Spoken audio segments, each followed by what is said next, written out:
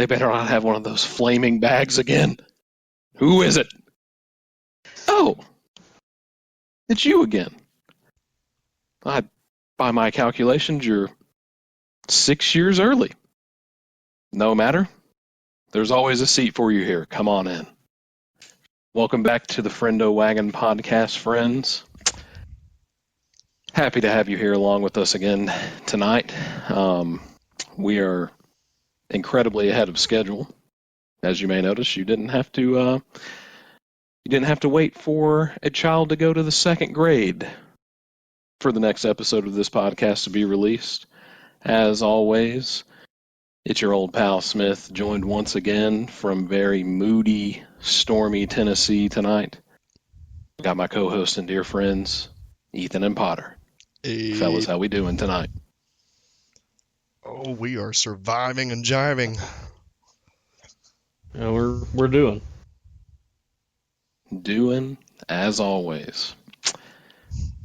Again, we'd like to thank you for spending a little bit of time here with us. Thanks for tuning in to another episode of the podcast where you are sure to find news stories that you don't care about and where you are likely to hear opinions that you could care even less about. We're just going to get right into things tonight. Just the agenda is we've got a lot of gaming talk to go through. Couple of big shows happened today. As of this recording, it is June the 6th in the year of our Lord 2025. I don't even really know the names of the shows that happened today. I think it's Summer Games Fest and then something else. Summer Games Fest. Yeah, a lot of Summer cool Games stuff. Fest was the big thing today. Yeah. A lot of cool stuff got announced. Some of it I care about, a lot of it I don't. But Potter is super stoked, and he is our resident gaming extraordinaire. So, got a lot to talk about tonight. Let's go ahead and get started. What's up? What's up first? It's a great question. I mean, we could go with the big gun first, but I think we want to save that one. I'm saving the big gun for my head later. That's fair. Trigger warning. And just like that, maybe, goodbye monetization. Maybe that should have come first, but you know, we had a HelloFresh sponsorship lined up, and now it's gone. Hey, that's fine. Depending on how the next one I do think was BetterHelp. So I was about to say depending on how soon the authorities get here, it might still be fresh. We're still in. It's okay. This took a turn for the worst early, folks. I can only apologize. Disclaimer: we are not potential advertisement entities for these brands, but we will mention them for free. We are all well, I think, mostly. No one is in any kind of extreme danger yet. Keyword. You know what? Why not? It's one of the things that we're most excited about. Let's just go ahead. Let's go ahead and get with the big gun. Oh boy. Start off with a bang. Don't even ease them into it. These people came here for suffering, and if what better way to start them off than by just hopping right into something that we care about and they don't. So let's just do it. I mean, that's fair, you know. I think we covered that in the introduction. Oh yes, when we mentioned our names. Classic. Mission accomplished, boys. I mean, do we want to start with how they teased us 2 different times before they actually showed it? It'll be news to me because I didn't watch it, so it might even be enjoyable for me. Tease away. All right. So the show had been going on for, I want to say, about 30 minutes at the point that this started happening, and they're about to go to a little break, and Jeff Keighley's being all smug, and he's just sitting there like, "We'll be right back, but first we got a special word from Maggie Robertson, you know, the lady that plays Lady Dimitrescu." So immediately the chat going crazy. Hey, this is great. This is awesome. This is going to be Resident Evil 9. What else would she be here for? And she comes out and she's, doing the whole Lady Dimitrescu voice and all that stuff, and We love her. we love her. She's great. She was fun. She was clearly having fun. And it all just boiled down to them just having her announce that Capcom's having a big sale on their games. And Chad immediately just deflates. Because we already own these games. We get it, Capcom. You make good stuff right now. I was going to say, it's not even fair. There's always a Capcom sale happening. It's true. And I mean, we're in the golden era right now. They're not Crapcom currently. It's coming. It always comes around. But right now, they're in a golden era. And it's just a lot of good stuff, and everybody's already got it. So, okay, that's kind of disappointing. And then later on, I don't know, 10-ish minutes after that probably, they're sitting there, and Keeley's, oh, hey, it's going to be the 30th anniversary of Resident Evil. And they're having this whole little spectacle, and it's showing like all these RPD files and stuff, and they've got, I believe the director for 9, his name escapes me right now. He's standing there all smug with a little glass of wine, just, hey, we know you've been wanting to hear about the next Resident Evil game, but it'll be here in the blink of an eye. And he just takes a little sip, and that's it. That's the segment. Chad immediately erupts again. We're not getting Resident Evil 9. That's not happening. Then at the very end of the show, Keeley's just, he says that last year when I saw this game, I got a little preview of it. It blew me away with what they were trying to do. And this is from a studio that releases just hit after hit. It's blockbuster after blockbuster. And so this is the world premiere. And it starts, and it's in an FBI office. And the first things I'm thinking, I actually kind of thought at first this might be Evil Within somehow, even though Tango got shut down. And I was, wow, this is Evil Within 3, that'd be pretty cool. And then kind of in my head, it's like, no, I know that can't be it. And then I saw faces. I was like, wow, that looks like the RE engine. And then the Ashcroft name dropped happened, and I realized, oh yeah, this is Resident Evil 9. It was the hair for me. You can always, with the Resident Evil engine that you mentioned, you can always tell the hair. It's so flowy, and there's no other hair in the industry like it. They have a signature style, and I say this as someone who has basically not played the games, but merely watched you guys play them at our random get-togethers. But yeah, they definitely, it tracks. It was the hair for me. When you see a face in one of their games, you see that face like, yeah, that's a Capcom face. Like that's what they do. True. You know it. Yeah. So yeah, sure enough, Resident Evil 9. It's an incredible trailer too. Listeners may or may not know, things took a turn starting with Resident Evil 4 going through to Resident Evil 6. I loathe to mention that last one, but it is what it is. Mercenaries is fun. That is, and that we stand by it, folks. We've played it. We got the platinum trophy. We put the time in. We did the dirty work. It's a fun co-op game. Absolutely terrible Resident Evil game. Exactly. Great, dumb, fun game. One of the worst Resident Evil experiences. And I'm even thinking about Dead Aim when I say that.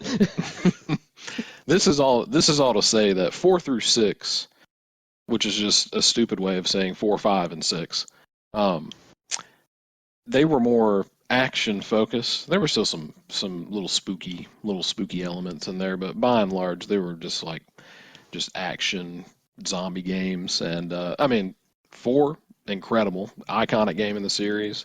5 was the first Resident Evil game that I ever played, so I may be a little starry-eyed and a little nostalgic for it. But I do think that the consensus surrounding that game is good. But yeah, starting with Resident Evil 7, they started to go back to their roots, and stuff started to get a little bit out of hand in the scare department. Resident Evil 7 Biohazard, absolutely petrifying game. And Village, I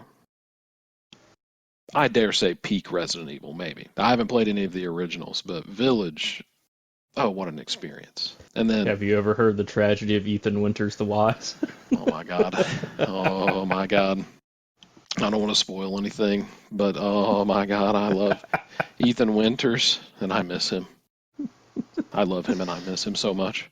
But Resident Evil 9, this looks like, oh, Resident Evil Requiem, we'll say, but it is Resident Evil 9. The it is looking quite horrifying.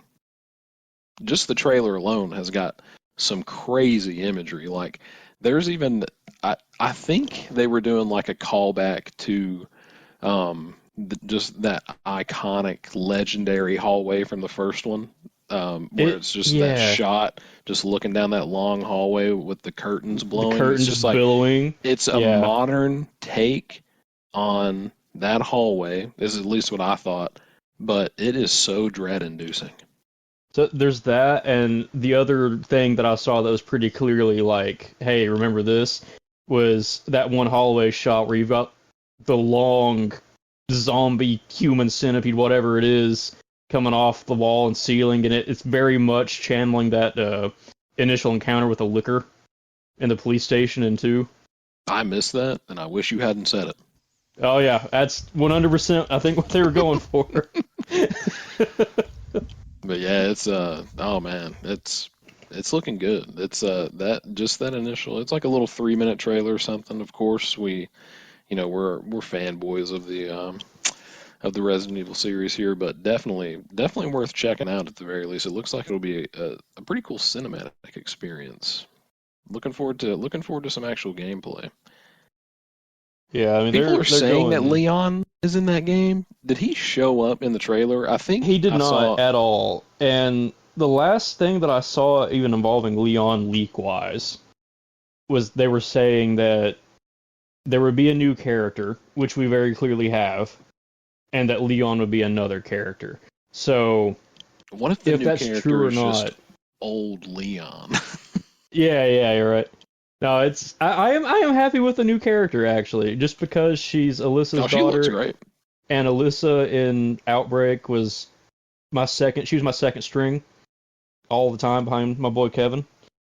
But yeah, no, I'm happy that they kind of even thought to bring something from Outbreak back out and recognize that. It does give hope that they acknowledged Outbreak, because all of the multiplayer or online service Resident Evil games that we've gotten in recent years everyone has been begging for another game like Outbreak, and it would be, I think, fairly, if not wildly successful if they were to just, they could just literally just port the Outbreaks as they stand historically. They could just port them and people would lose their minds. But if they wanted to give them the remake treatment that they've done with some of the original titles, I mean, that's one of those situations where it's mind blowing that they haven't recognized that as a break this in case you need money kind of thing. There's but no all good the titles reason. Like RE-verse, I don't even remember some of the Trash. stuff. But like RE-verse was terrible. Absolutely Umbrella terrible. Corps, we don't even. That's one of those games that stays on sale, and I'll tell you what, it also stays with that game. It stays as a title that they will have to pay me to play, because then there's no sum of money that they could offer me. I wouldn't do it. As someone that solve can all of my speak woes, to that, and I wouldn't do it. Yeah, someone that has played that for free. It was on extra for a little while. That's how I played it. I would never pay money for it. You're a dangerous man. It's abysmal. It is abysmal. I played, I think, a total of 3 matches, won every match, and the only other human being, probably in the entire game, was on the other team. And the man would hug a wall and then peek a corner, and I would just come up behind him and immediately ice pick him. So that's how it happened every single time. And the last match I had with him, he just stood there and died to zombies constantly. It's a terrible game. You've skate around half the time. You don't even feel like your legs are working. And nobody asked for it. Nobody wanted it. It was terrible. So it's nice on the back of Requiem being announced that single player at least given specifically some kind of nod to Outbreak. There's a little bit of hopium happening, but that's, you know what, the hopium is better than just pure disappointment. So we'll take it. Look, I'm going to keep huffing it because I'm still on the hopium train for a Bloodborne remaster. And those of us that want that are the most resilient people in the world, because every single game show that happens, surely this is the one. This is where they announced Bloodborne Remaster. And we're going to keep doing it, so I'm no stranger to it. I'll keep it alive. I don't care. Anything would be better than Verse and just... Oh, man, what was the one they had for 3, the Nemesis remake? That wasn't Verse, was it? Because there were No, two. it was, yeah, because it was. I mean, I think RE-Verse was supposed to. It was supposed to be its own thing, right? And it was coming before 3 got announced, or the remake of 3 got announced, and then it received such poor reception, and they were like, "Oh, okay, we're gonna put this on the back burner for a while," and then it seems like in a rush they developed and announced 3 remake, and then they bundled RE-Verse with 3 whenever it shipped. Yeah, If I'm remembering correctly. there was... Okay, so I know that there was one that came out with 3, and I'm pretty sure that is more or less what happened with it. Resistance. That's what I'm thinking of. RE-Verse is the battle royale. It's the thing. second one. Yeah, Oh, because that's Resistance right. came first. And Yeah, Resistance... It was like it the was with Dead by 3. Daylight clone. Yeah, In a way. it was weird, because you had like 4 or 5, I think 4 survivors, and then 1 mastermind, and you're setting traps and junk. Because I tried it, because it came bundled with the 3 remake, and boy, that was bad too. Not as bad as Verse. Like, if they had done any amount of work on it, it might have done something, but it was not good either. Yeah, boy, I'd like to meet the mastermind behind it, but behind that game, Ugh. he's going to be getting the big gun. Yeah, it's bad. It's really bad. But yeah, Resident Evil 9 Requiem. It's also it's a return to Raccoon City. Very Apparently. exciting. Oh man, yeah. They show the freaking Police crater. station. Yeah, oh yeah. The dilapidated police station, and then they show the freaking the crater. I don't know if we're past the statute of limitations on this, people. Raccoon City was destroyed. Okay, this was 30 freaking years. decades Come ago. on. Okay, come on. No spoilers here. Everybody knows, and if you don't, I'm just going to say it. You're an idiot. Raccoon City was blown up. It's a crater now, and we are going back next year, February 20-something. 27th. Burned Hopefully into there's my no mind. delays. Man, yeah, it looks good. Looks promising. We're looking forward to that. I don't think they would delay it at this point. It seems to me like they kept it under wraps this long because they wanted an exact day where they knew that it would be coming out. Which Maybe I this appreciate. is a Resident Evil game that we can finally get Ethan to play. Man, that's living the dream. Listen, you were talking about they couldn't pay you to play that other one. You could pay me to play a Resident Evil game, but you just couldn't afford it. I think the most likely one for him would be Resident Evil 4, if we're being honest. Because even though he's never played Resident Evil, he will simp for Leon, as most will do. Actually, pump the brakes. I did I was play about to 4. say, I think 4 is what ultimately drew his ire. That was my one foray into Resident Evil was 4. I didn't know this lore. Okay. Oh man, this could be a knowledge bomb. Let me try to recall. This was circa 2005-ish. I'm trying to remember who I borrowed it from. It was someone we went to school with. Well, my primary question was, did you play the GameCube or PS2 version? PS2. That was your mistake. That was mistake number 1, anyway. I was never fortunate enough to own a GameCube, but I kid you not, I played it up until the very first boss fight, I suppose you would say, the chainsaw guy with all that. In the village? Yes. That I'm talking like 15 minutes into the game.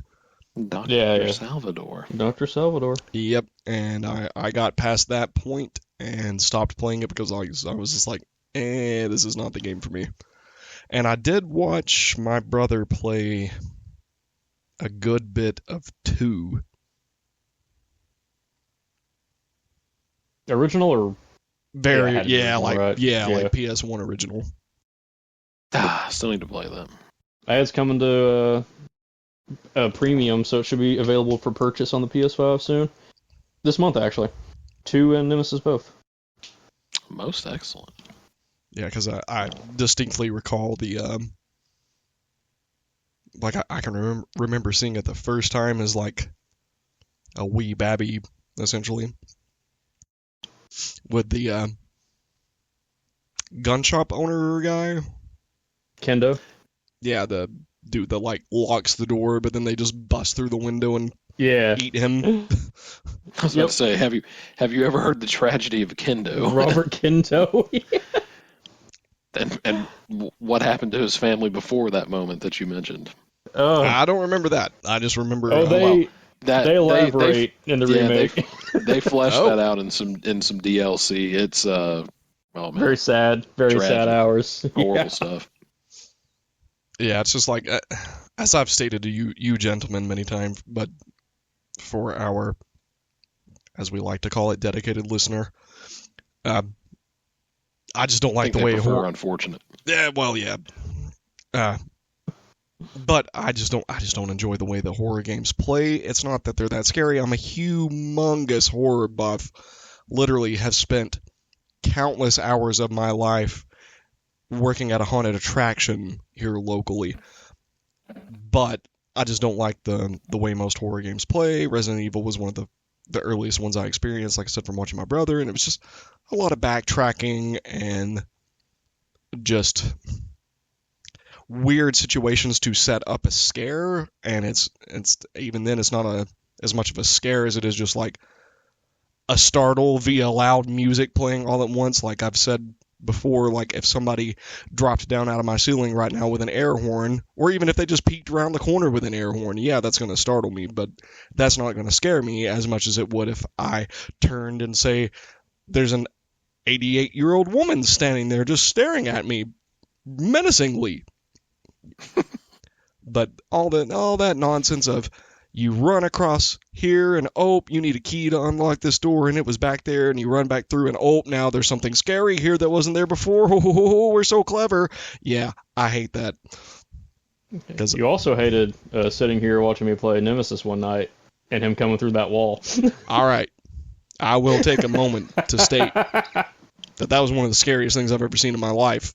But aside from that, yeah, and it just seems like so much unnecessary fluff to try to make it scary when they could just be straightforward with it, then just scare you anyway.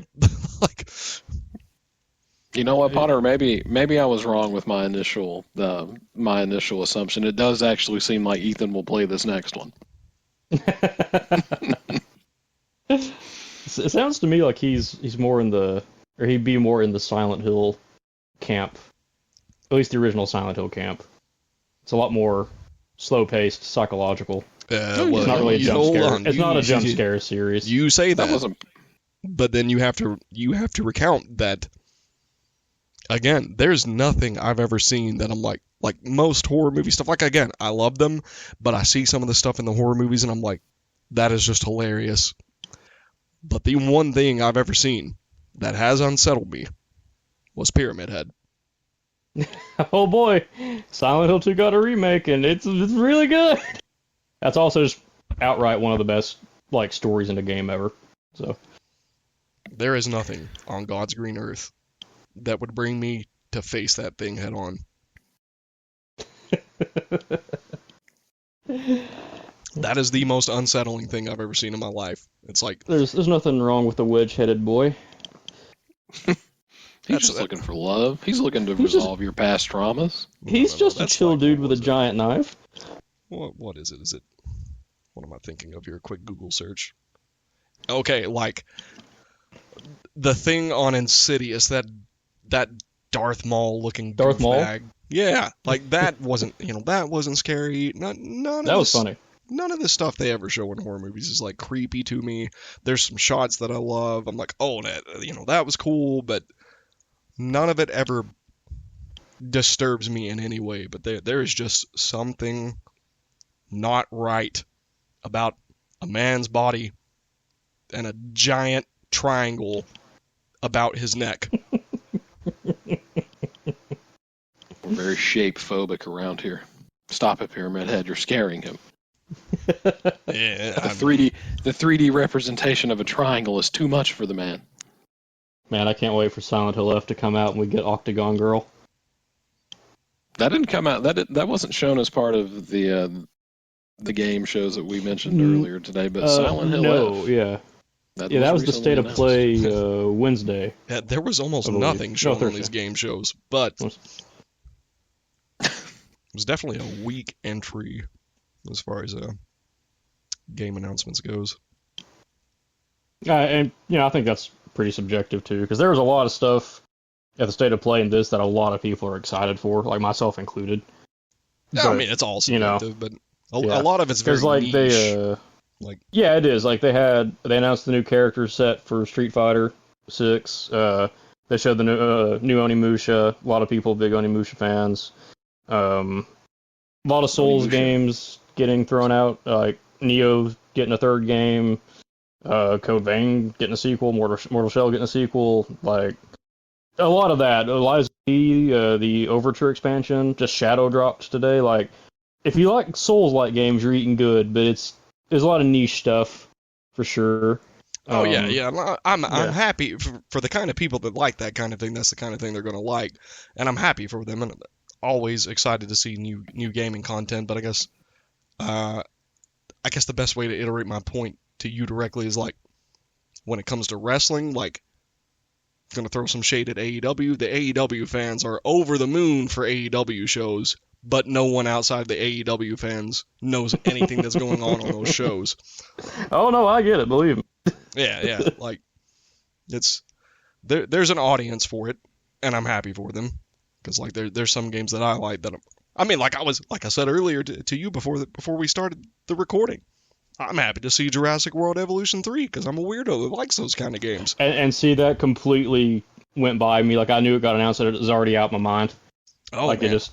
It's glanced. like even if I didn't enjoy the gameplay of it, the fact that Jeff Goldblum is narrating those games, it's just over this. Yeah, I know nothing about them other than that, and I'm sold. I love that man, dude. It's so great. Yeah, they had a state of play. I want to say it was Wednesday. They had some other little announcements, and that was more as far as big stuff. It was just kind of like, hey, here's Ghost of Yotei. We're gonna have a big gameplay segment for people to play in August, I believe it was. And we're gonna have like another gameplay showcase and all this stuff, which is cool. I mean, I'm excited about that. Is that what you mean? They're gonna. Yeah, and I'm trying to remember exactly. I know that they're going to be showing gameplay soon, right? But I don't remember if they said it was going to be in August or if it's just going to be like a Gamescom thing or what. But they were 100% saying that they were going to be showing gameplay soon.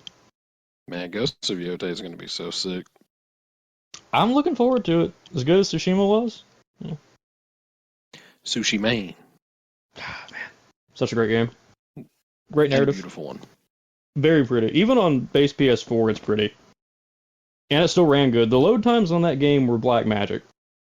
I don't know how they did it. Because there's no wait. You hit travel and you're there.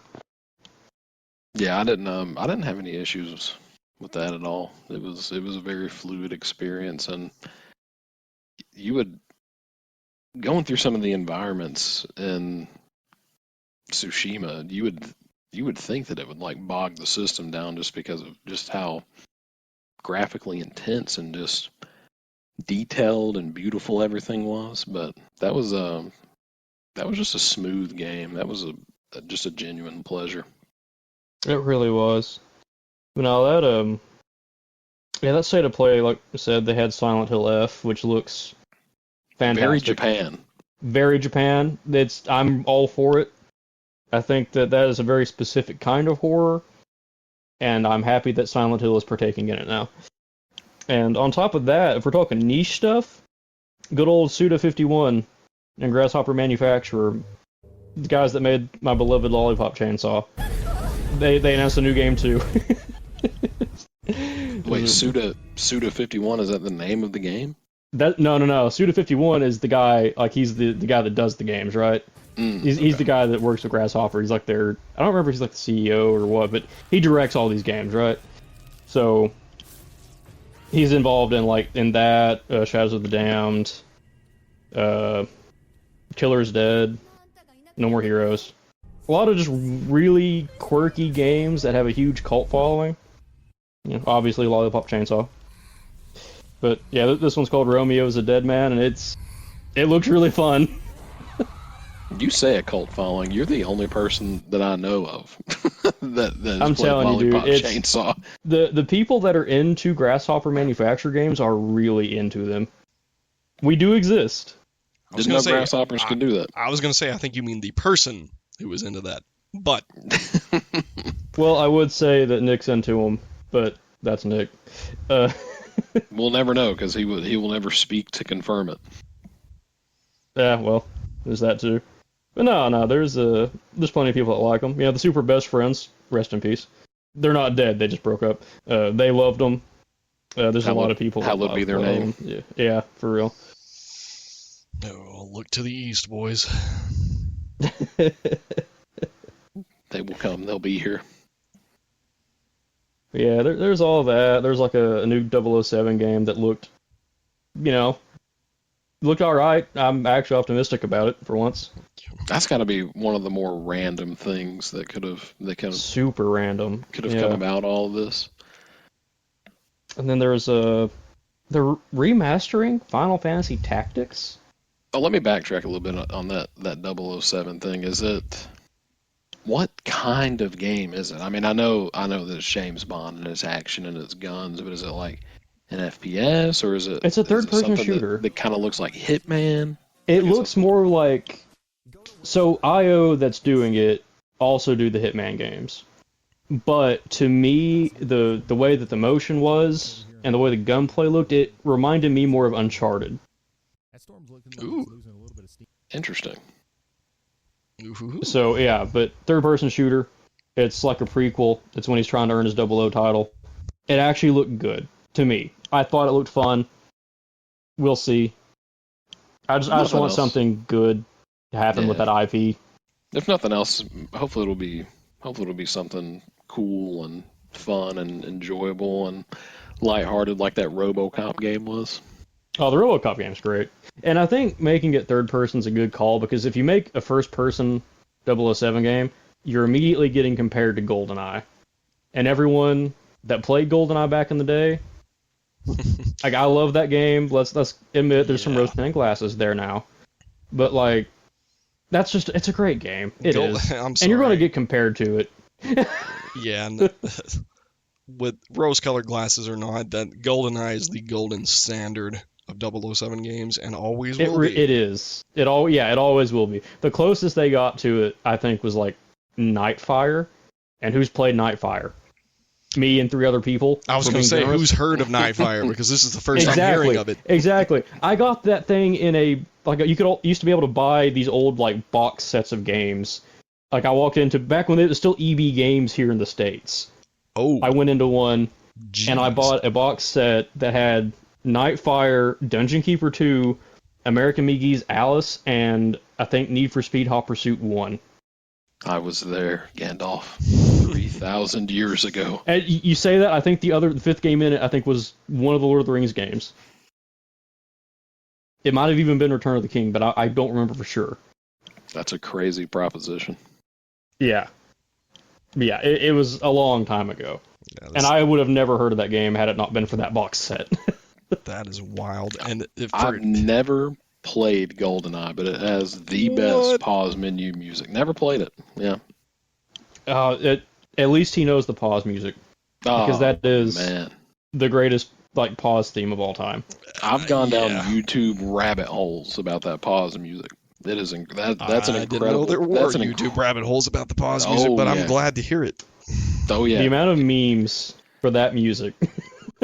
That's so good. I can hear it in my head vividly right now. The amount of time that my brother and I spent playing that game, like he would. So he went to we're half brothers. For those of you who don't know, he would take his N64 to his dad's on the weekends because he would go there every weekend. But like, good grief, the amount of time that I spent playing that game, like with or without him, that is ingrained in my brain forever. Did it have like a campaign or anything, or was it just like an arena shooter? Oh yeah. No, the main thing was campaign. Yeah. The only time I ever see anything about it is just, people doing the 4-player split screen. Just oh man, that was great. Find the gold gun.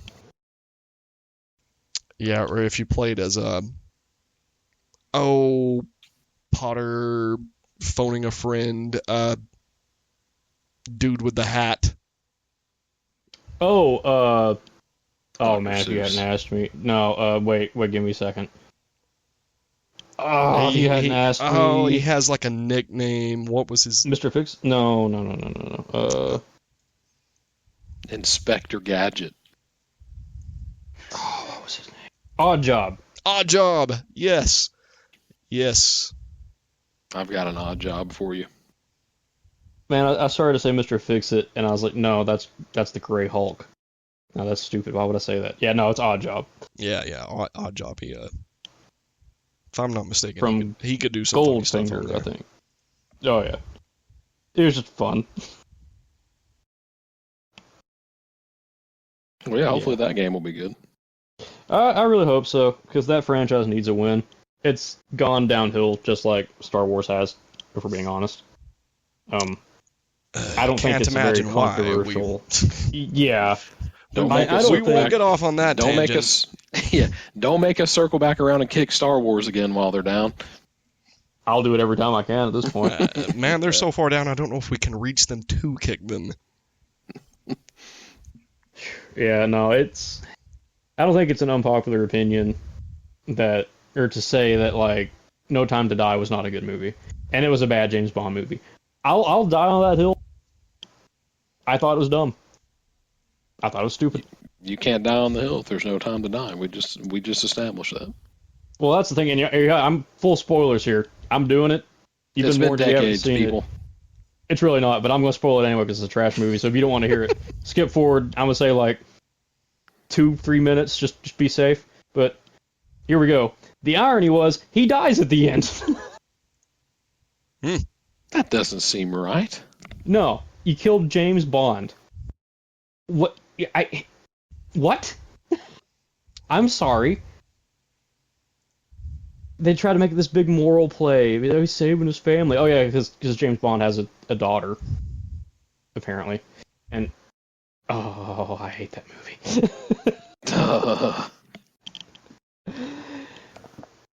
And if neither of you have seen it, I apologize, but hopefully that makes sure you never see it, because I don't want anyone viewing that abomination.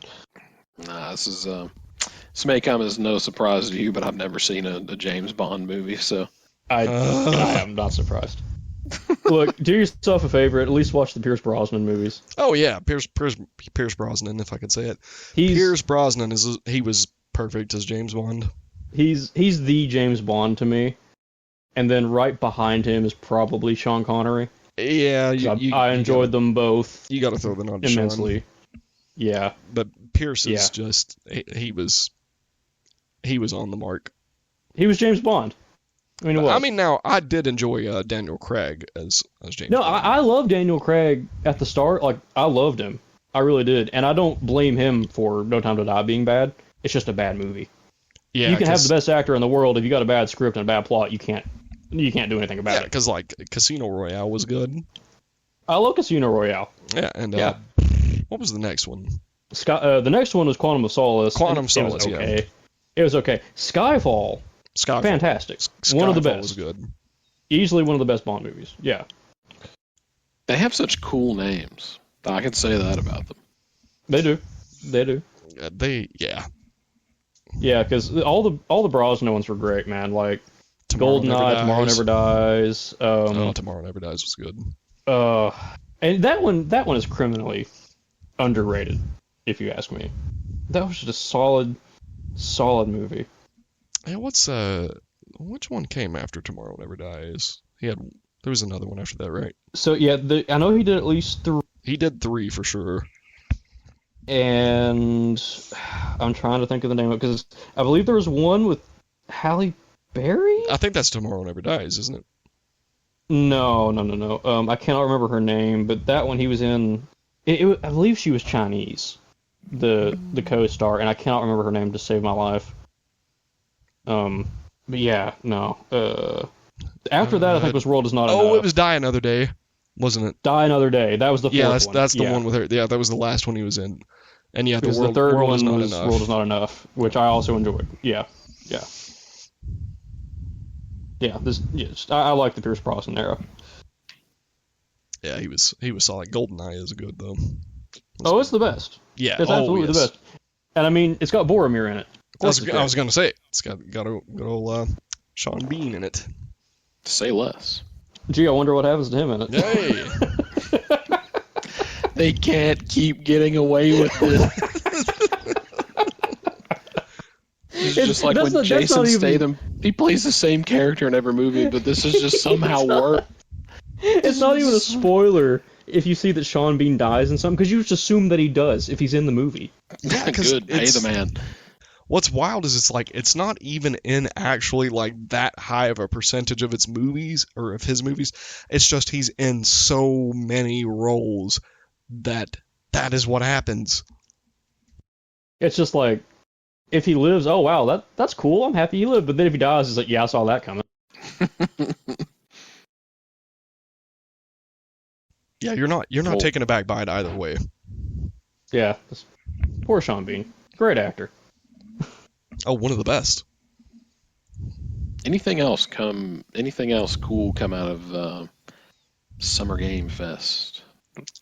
So I'm crutching on your hard here because Yeah, I did not. I think I know where Potter's going with this because we were talking about it before the show. yeah, good old felt that boxing. Yeah, this is. What did you just say? Felt that boxing. FELT, like the material. Yeah, if you haven't seen this, you should enlighten yourself like I did right before you hopped into our channel here. You can take a gander at that. Let our listener hear a live reaction to probably the coolest announcement of the whole show. Brothers, the thing in the thumbnail is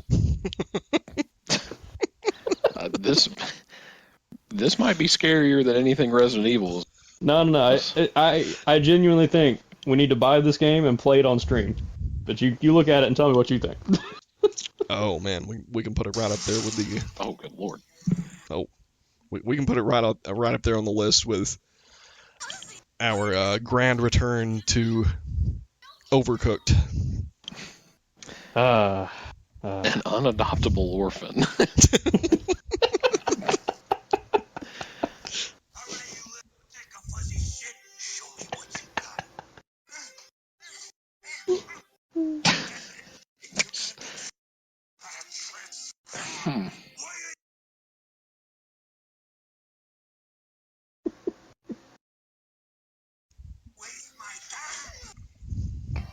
Good lord, he leveled him. That thing kind of looks like the Cookie Monster. What is this game? This looks like a Tim Burton movie. Kind of does. Or, it looks like... This looks like Temu Muppets. Yeah, well,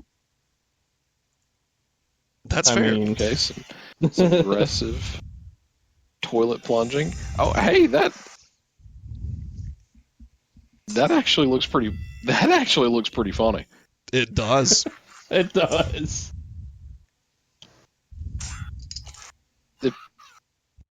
Wow. Okay. Yes, listener. Felt that boxing. Minute and a half trailer. I am not sure if I recommend the game just yet, but I recommend the trailer.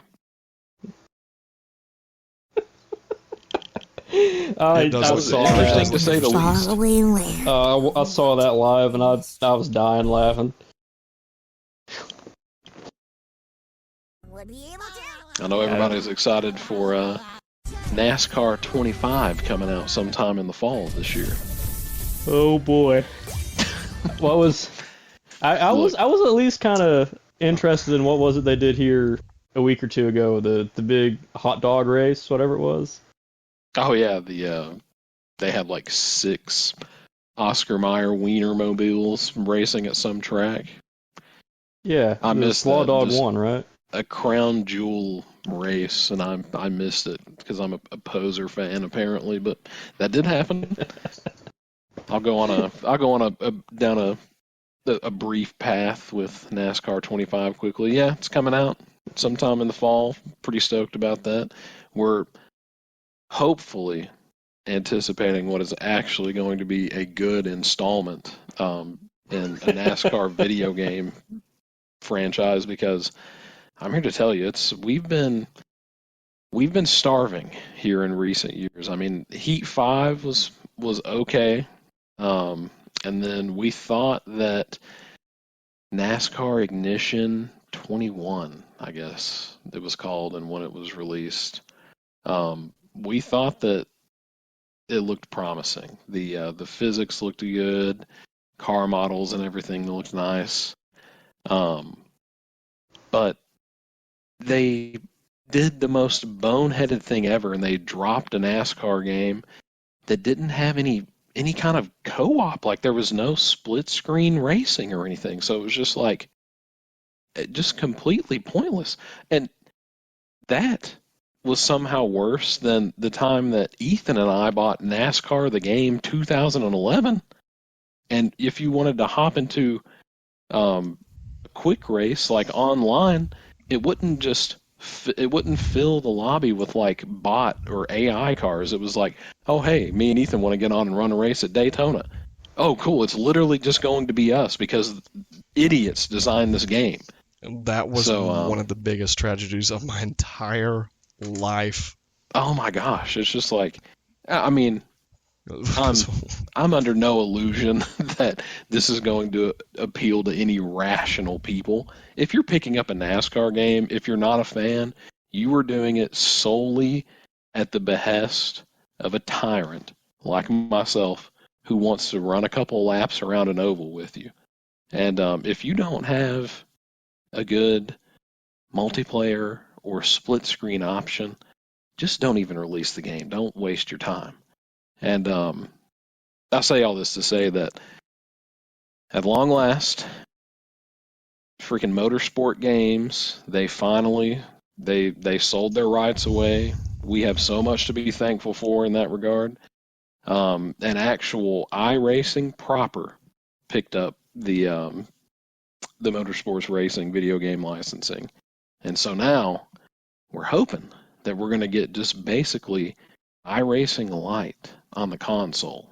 And it's everything that we're seeing so far, all the screen grabs and what little bit of gameplay, quote unquote, or just rendering that they've given us, is looking good. We're hopefully going to have a baller NASCAR game come up in the fall, and I'm happy to report that none other than Dale Earnhardt Jr. is working on the project. And he's making sure, oddly enough, that it's going to have a banger soundtrack. You need good music while you're doing it for Dale, let me tell you. Now, I'll give you that. The limited exposure I've had to a NASCAR game, I mean, you're listening to music a lot. At least I was, because I'm sitting there in a menu, and this was playing with Nick of all people, and like, God, some of those songs I can hear in my head to this day. Like I'm still sitting there. Some of them are bad, I'm not going to lie to you. But oh, man, I believe it was that NASCAR game we played that had a Greta Van Fleet song on it, so there's a counter argument. You mean Led Zeppelin at Home? Yeah. No, we're NASCAR 25.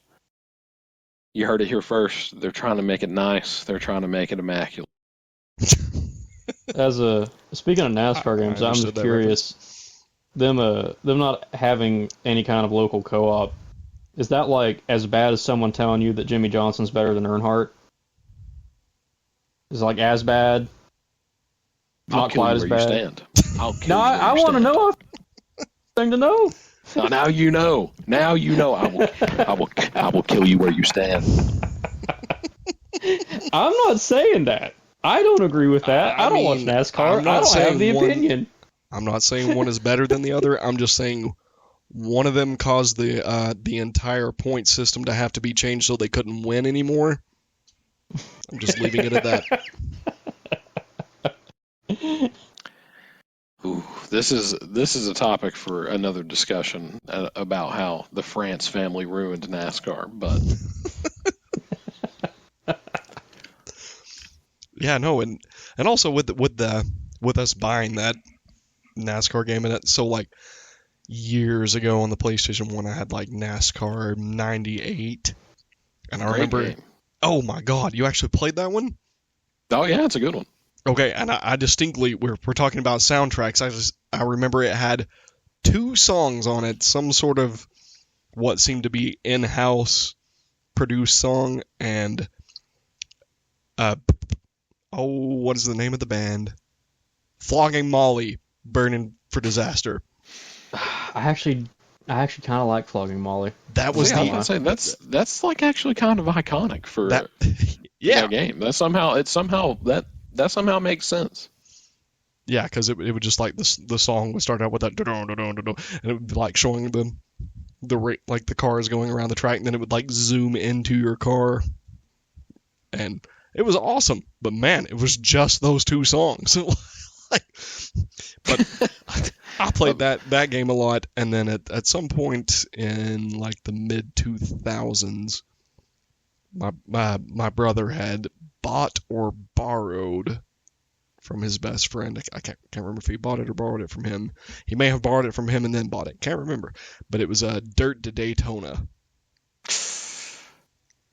And Let me interject. I'm going to stop you right there. Dirt to Daytona. Mhm. That is the NASCAR game standard. That They game was peaked. great. They peaked with Dirt to Daytona. That's like the perfect kind of progression through lower series all the way up to the Cup series. That's what you want. It was Dirt to Daytona. Honestly, was ahead of its time. I had that on the PlayStation 2. Yeah, that game was just Incredible. fun. Yeah, it was a great game.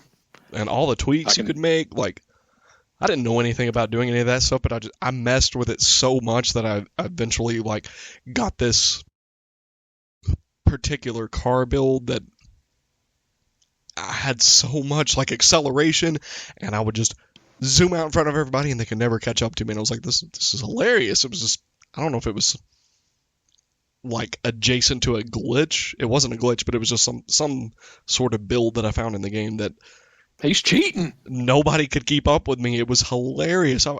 Dude, I'd be in like turn 4, and they were just like coming across the line, like. He's cheating.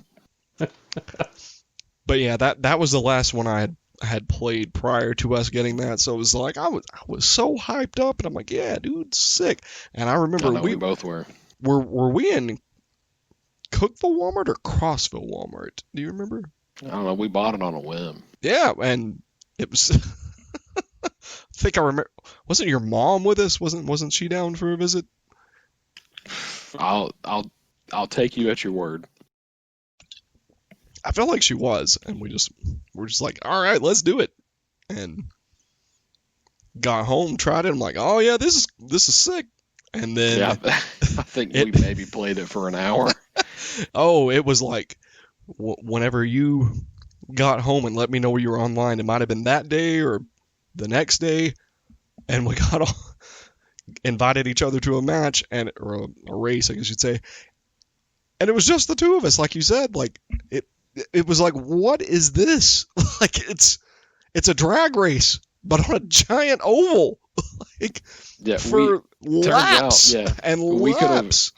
We didn't know it at the time, but we could have had the time that we were wanting to have with that game if we had taken our entire high school graduating class to buy the game. You know what? It's never too late. Then we would have had enough people to play and race a full race. It's never too late. Why would they do that? We don't know. Idiots. It made no It sense. is. Yeah. Well, those times are over now. We're looking forward to the future. NASCAR 25. Looking forward to that in the fall. Mm. Well, I hope that turns out well for you. It sounds like you guys need a win. We need a dub in a bad way. Got to be honest with you. We're still, like I said, Heat 5 is the best that we have currently, and that game is delisted. You can't even buy it on the store anymore because Man, that's the worst. of that publisher selling their rights and everything. So it's a sad day to be a NASCAR fan. Sad day. I think most days are, but go off, Queen. Let's see what else. Anything. We don't even have to talk about that boxing game anymore. That's equal parts hilarious and horrifying.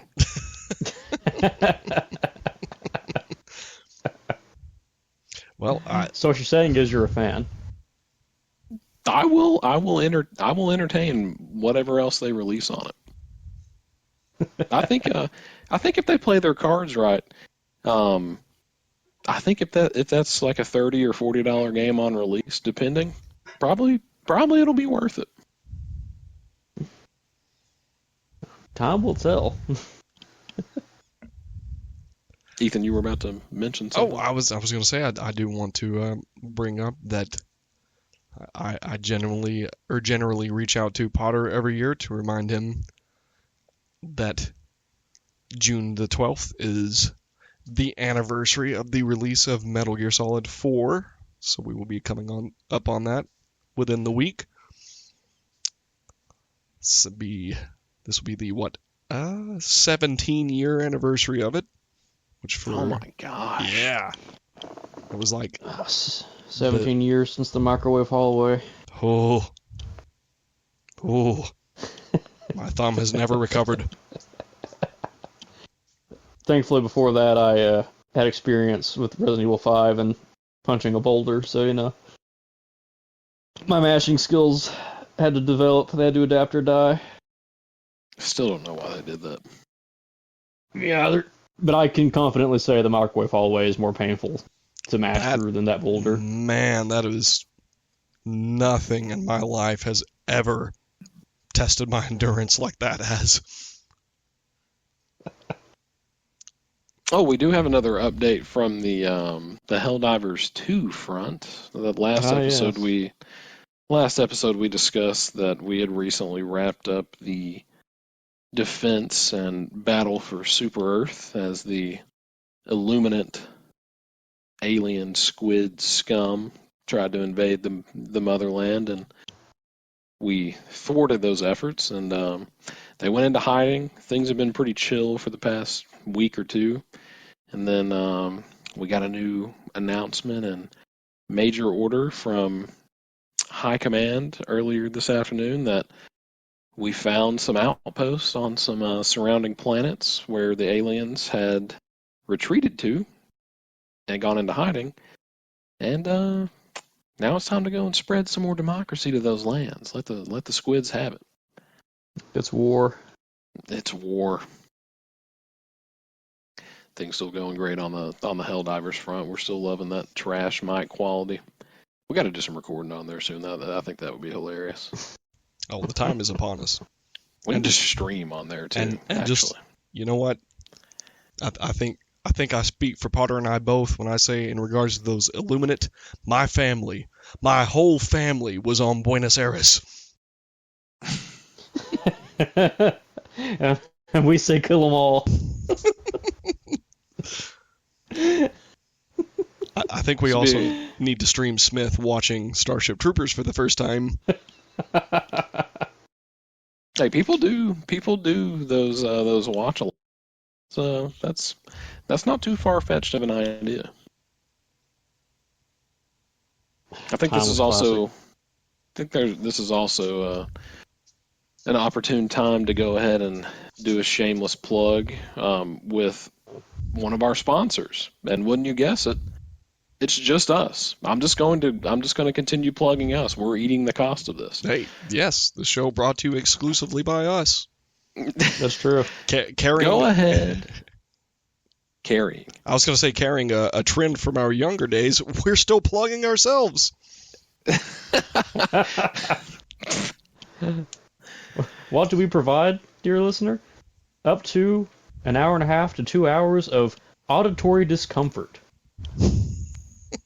Incessant rambling and occasionally, hopefully, a funny joke. I was going to say a Folks, thought. go ahead. That's a rarity. Don't give them hope. Folks, go ahead and follow us on our socials if you haven't done so already. We're still planning on doing some streaming at twitch.tv/thefriendowagon. You can find us on Twitter because even though we came back in a week, not 6 years, nothing has changed.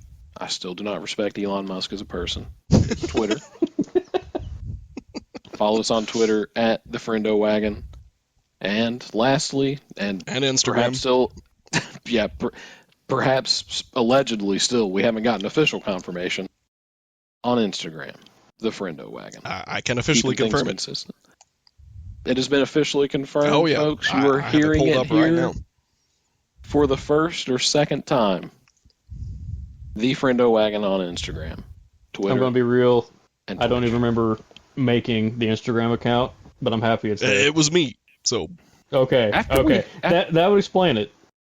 After we plugged it last episode, it came to me faintly that I'd remembered looking at that account long ago, and I thought for a moment maybe it does exist. but I'm you not follow sure. it. Actually, I think both of you do. This is a lie. I definitely Heresy. don't. Okay, no, you, I you definitely don't, Potter, don't. but Smith, yeah, you do. Looking. I'm going to fix that. I believe you. We have 12 followers, so it's 12 about unfortunate victims. 80 more than I would expect. But Hang on, we're going to have to find this now. And I see. I remember making the Twitter and the Twitch. I didn't remember making the Instagram. That would explain why I don't remember it. yeah, I think you made the initial ones, and then I made the. I think I made everything except the Instagram, didn't I? I made the Insta and the YouTube, I believe. You may have made the Okay. YouTube, but I feel like I know I did. set up the Gmail. And, Yeah, that anyway. was all you. It's behind the scenes stuff that no one is that interested nobody in. cares about, but I genuinely I'm trying to remember the series of events that led us here. Yeah, no, that's how we came about. Sort Okay, of. well there we've got 13 followers now. Hey, moving up in the world. Listeners and fellow Wagoneers, you are Hold witnessing on, shout out to the growth. fanciest of pants for the follow. You are Gee, I wonder who witnessing that is. growth at an Sounds like an idiot. exponential scale. Thanks for your time and attention on this. Again, we would appreciate any support on the socials. Share the podcast, share the socials, or spare those that you love. It's your choice. The choice is yours. Hmm. No, Let's see what else. What else do we have? there was teed up? there was something I wanted to branch off on for a quick sidebar in regards to you live streaming like Starship Troopers. Do you still have that old video of you watching the ending of that Assassin's Creed game? I think I recorded that. It was on your flip. One of those flip video cameras, and I know for sure that I don't have that thing anymore. And I think that, along with some other fabled footage within the friend group, we'll say, was lost in the hard drive that crashed in my dad's computer several years ago. I don't think any of that stuff exists anymore. I can still see your face plain as day. You poor soul. Yeah, I genuinely think that since that game, the one reaction I had to see or be present for was Death Stranding, which I got. So Speaking of, oh that's yeah, getting an anime, and we completely glossed over that yeah, last we episode. yeah, that was the news with Death Stranding that we forgot to mention last week because, well, I guess we forgot to mention it. We hadn't heard it yet, even though it was Somehow. it was hitting the news feeds and had escaped our scope, which is impressive because I'm dialed 'Cause it into was everything literally- Death Stranding. But Because it was literally like, hey, they're doing a movie, and in the same sentence, and an anime. yeah, it was And in the somehow same I name. registered movie, but I did not register anime. Yeah, and that is from the mouth of the savior himself, Hideo Kojima. That is going to be so awesome. Yeah, I'm just The Finally, an anime thing anime specifically, that's going to be cool. Finally, an anime Smith will watch. Oh, that's a cool idea. I like that. And I think they've gotten A24. They have. Yes, for the film. producer for the movie. Sure do. Oh, Yeah, sure do. man. Oh, they can't miss. I love A24. Man, the only It's still possible. I mean, they've got a cast. Like, you have a cast. Just cast the game actors for the movie. Then we're golden. I'm expecting something stupid, like instead of Norman Reedus, who has said he wants to play Sam in the movie, if I am recalling correctly, like he has expressed interest. Instead of doing that, they're going to get Pedro Pascal to play, Jeez. Sam, and Luckily, just shoot themselves in the foot. I have to imagine that Kojima would keep a pretty tight rein on those things. Like, there's no one else that could play Sam. Yeah, and I mean, I would like to think that if they weren't would going nuke any goodwill from the fan base. yeah, but Mm-hmm. because it's got to be him. But I would think that with Kojima involved, if they did not, for whatever reason, cast Norman Reedus, I think that Kojima would make sure that they got someone at least close, like. But hopefully And they a make the twist of right fate. decision. And a shock twist, it's David Hayter playing Oh Sam. my god, wouldn't that be hilarious? Man, we were on the same page. I was pimp my ride. But no, it's entirely possible that they don't even adapt the game story and just have movies set in the universe, which is kind of what I'm expecting with the anime. Or hold on, watch it be Kiefer Sutherland. Kept you waiting, huh? It's just so funny. We talked about it in the last episode, but just in cutscenes alone in the game, there's already like A movie. there's Yeah, more than that. It's 8 hours of cutscenes at least. It's like 3 movies. That's what I was It's gonna like say. Is 3 long movies. yeah, that's my thought on it. Is like, I'm like, man, I would love to see it on the silver screen, but we're at the point where just give us a series adaptation. It doesn't have to be seasons. It could be 10 episodes, and you could cover Yeah, it doesn't everything. have to be live action. I think if they did the anime right, like that would be more than enough. And that has the possibility to be a slam dunk. Like, Yeah, which I think the anime is exploring the world more. I don't think it's Yeah, the game. I think so like as the game well. storyline.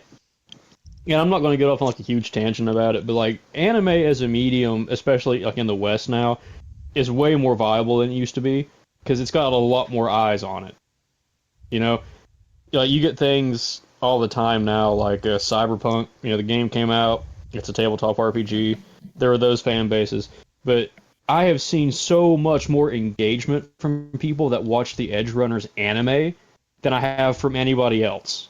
Oh wow.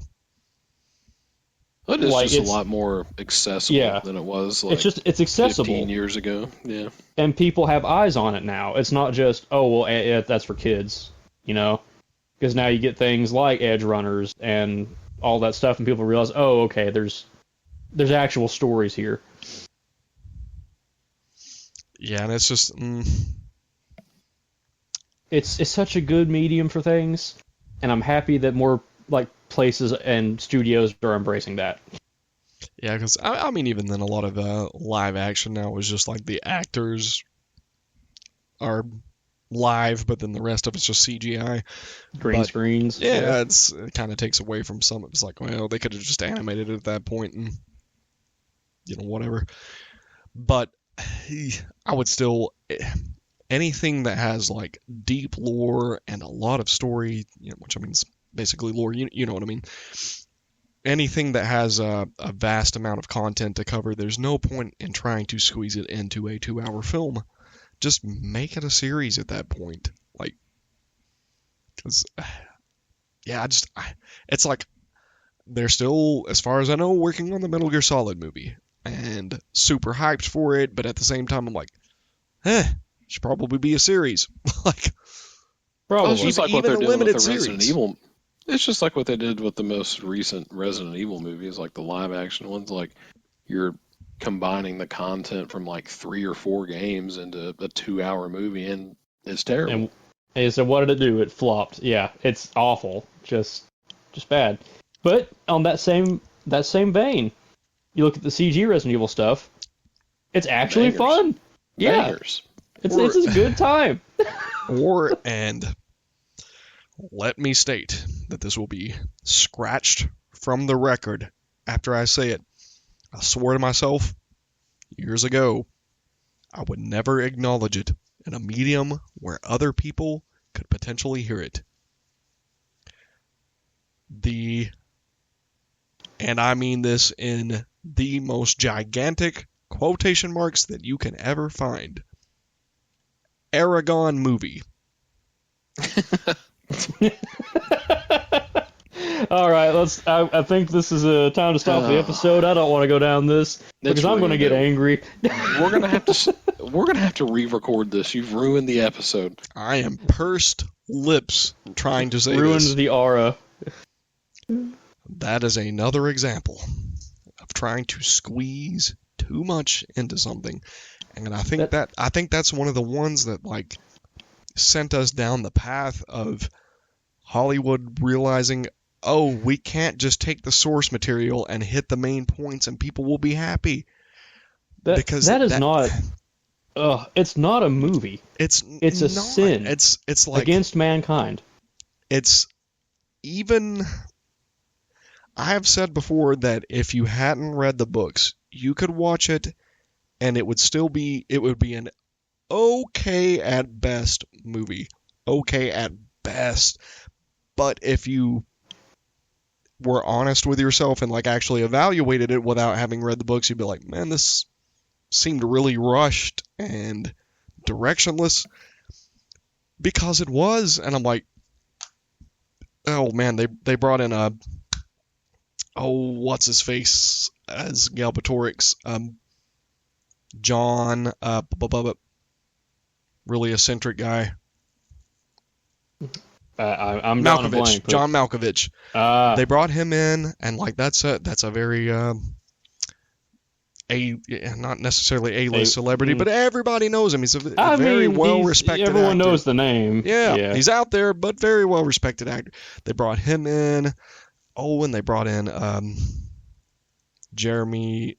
Well, I'm getting first names like crazy tonight, but man, I've tried to expunge that movie Jeremy from my Irons, mind. So another tremendous actor. They bring in Jeremy Irons as Brahm, and it was like they did some things right, but good grief, they rushed that movie so bad. And I'm like, now that there's the talks of a series coming to Disney Plus, and Christopher Paolini is like producing it or whatever involvement level he has. And I'm excited about that, and I'm like, oh, okay, this is just, now we can erase that movie that doesn't exist from history. It's that movie. If aliens exist and they one day decide that they're going to visit Earth, they'll have this big archive. They'll look at all these movies that we've produced, like all of our media. So and they'll be far, sitting there we're entering getting a glimpse. So far, we're entering the plot of Galaxy Quest, but continue. Yeah, right. But they're going to see like all the things that we do, and all the things we have produced. They're going to see that specific abomination of a film, and they're going to mark our planet for purging. I will say the deadly 3 of adaptations. You already know where I'm going with this. Smith, I'll give you a chance. Can you guess what those deadly 3 of adaptations are? And you at the home listener, play along. Get your answers in now. You just gonna say the 3 Hobbit movies? The 4 adaptations.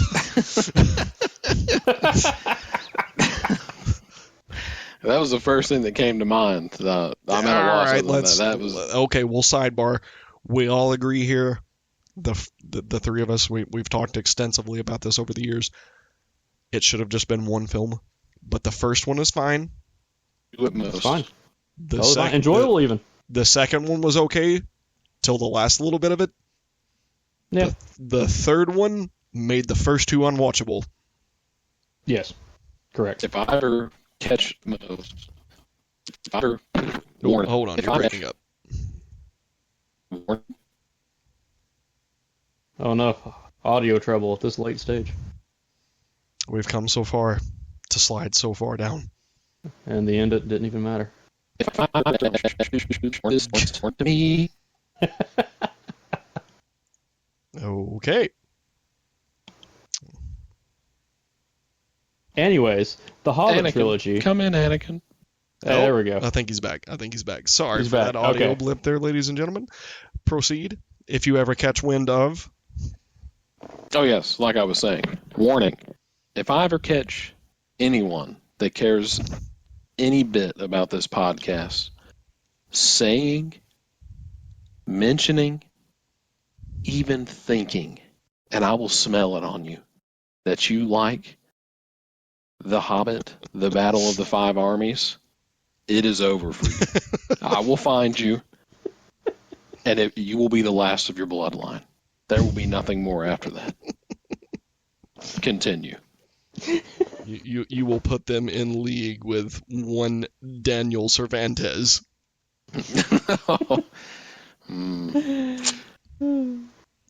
But yeah, okay. So that one is so bad that I wasn't even thinking about it. That's how bad that one is. But aside from that one, so you got 3 here. We've established one is Aragon. Can you guess the other 2 least faithful adaptations? Like other movies that just don't exist. There's plenty of them. You both of you know firsthand how many movies don't exist to me just by virtue of me having not seen them. Well, fair, but I know you've on and off over the years heard us bring them up as topic pieces. I'm failing the pop quiz tonight. I didn't study for this. Being tested, and he did not study. Oh man, it's it's just like I know that if we were live and in person, I could like do a countdown and Potter and I could just say them at the same time. But I'll just go ahead and break the news to you. Dragon Ball Evolution and Avatar The Last Airbender. Those 2 and the Aragon movie. I've seen all 3 of them And I am still upset with that Snow White movie for taking away Dragon Ball's place at the bottom of the crap pile on Rotten Tomatoes. Which is still great in one way, but that's pretty bad. Because apparently that's a worse adaptation, but for different reasons. Whew. Because let me tell you, you have to be pretty. I am such a big fan of, Aragon and Dragon Ball and Avatar. And to see those, again, brought to the big screen, and that's what I'm saying, it's just not enough. Like, you cannot pack that much lore into an hour and a half to 2 hour movie, which, I mean, Dragon Ball has a lot going on in it, but I don't want to say it's that deep. It's really not. But Avatar, very deep show. Aragon, riddled with history and lore in the books. and they just couldn't have done worse on any of those. Just the fact Let me tell alone you. in Avatar that they couldn't even pronounce the main character's name correctly when there's a whole 3-season show that tells you how to say the name. Like, They Let me nailed tell it, it you. sounds like. So let me tell you, you are fortunate that you're not a Dark Tower fan, because what they did with that movie is, I hate thinking about it. I genuinely hate it. What's insane? I can remember like junior, maybe senior year when you were like, you were either reading Dark Tower or had just read it and were telling me about it. At that point, I was reading through them, and I think I was on Wolves of the Calla. So I was I almost couldn't done tell with you the that series. specifically, but I remember you talking I was about almost them. done with the series, and I had picked up the prequel graphic novel because I was reading through that too. And yeah, huge on it. I loved that series. I loved the way that the books ended. We're like, no spoilers, but there's a section at the end of the last book where it's like, hey, if you want the happy ending, if you want things to end well, walk away now. This is the end, right? And you can do that, and it's a complete story. But if you keep going, there's more, right? There's another ending, essentially. Mm. And it was beautiful the way that it was handled. And that movie. To say that the only similarity was character names and title would be generous. Oof. Now, there is still some hope because Mike Flanagan is picking it up for a series, which is what should have happened. That's in the first the place. answer. I'm telling That's you. the answer, and it's a good director. So there's a chance for that at least. Yeah, this just makes me realize at some point we need to do a deep dive and analysis of The Walking Dead. I hate it, but I think we're going to have to do it at some point, boys. That's a whole other podcast. That's Which, a whole Smith, I think you still haven't read them. Well, you might have read them, like the early issues. Yeah, we read a bit in high school. Yeah. I would borrow some of the like little volume collections from Potter from time to time. That's how I got started on them, and then just from there, I never got deep into it. But. Oh man, see, I'm working on my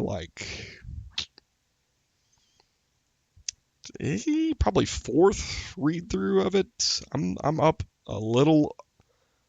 I think I most recently got just past the all-out war, which might mean more to Potter. Yeah, that definitely means more to me. I think I just got past that recently. And because I don't think I wouldn't say Smith read past volume 4 or 5. That borrowing them off me anyway at that point in time. It wasn't super far into it whenever the show it was came not. out. But that's one we will need to revisit on another podcast. The concept of a reread to me is crazy. I don't think that I've ever reread a book or a series of anything in my life. Oh my god, dude! I think I've reread the Harry Potter series. I would say I'm in the double digits. Yeah, I've reread House of Leaves like twice. Except for the last one, I would always get back to it, and I've only reread it once, and I did that in like 2018. And I always I reread all of the others, and I get back to it, and I'm like, man, I can't finish it. And then a few months would pass by, and I'd start rereading them again. But same thing with the Metal Gear Solid series, actually, when I'm replaying it. I'm really strange when it comes to, I get fixated on certain series and I can go back through them all the time, but then other stuff, it's like I watch it one time or read it one time and I can remember everything about it, and I just can't reread it or rewatch it again because it's nothing new to me. I mean, if I'm replaying Snake Eater, I'm going to beat it in like an hour and a half. Yeah. With that, so. That's just like sitting down to watch a good movie. Yeah, pretty much. trip down memory lane with old friends. Any other loose ends we need to tie up, gentlemen? I think the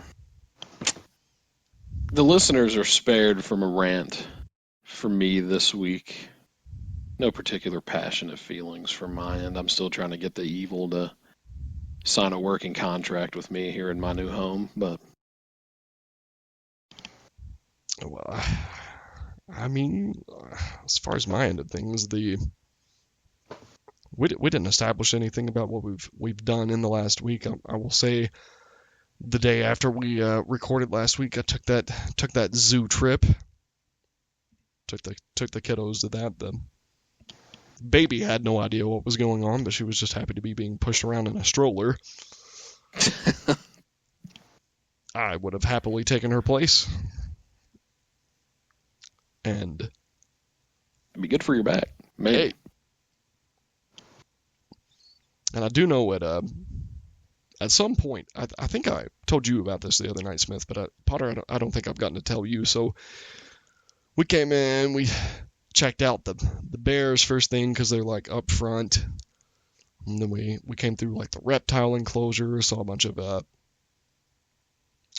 rather large snakes, and made our way through there, and we come out, and they had some like turtle enclosures outside. Saw a wild snake in the turtle enclosure, so let a staff member know about that, and he was like, "Oh yeah, they do that from time to time. I'll go remove that thing right now." And natural selection. oh yeah, it was just like a little brown snake. It was maybe 2 feet long or so. It was like coiled up directly underneath me. I was like, "Oh wait." But then we came around, there was the biggest, I mean, most massive tortoise I've ever seen in my life. That thing was 150 years old. I was like, good grief. But then we come up like right beside that, and there's there was this like area where they had some macaws, if you're familiar with those birds. Yeah. Rather noisy little creatures, and they're squeaking and gawking. And I'm talking like unhinged at the top of their lungs, just And I turn and I look at my wife, and I was like, just for the record, this is what you sound like when you're yelling at me from across the house. And there was some poor guy walking by. He had to be in his like early 20s, and he was taking it was like something out of a sitcom. He was taking a drink, and he got, I kid you not, got choked up on his drink. And was like looking over at me and like pointing and shaking his head. He was like, oh, that's good.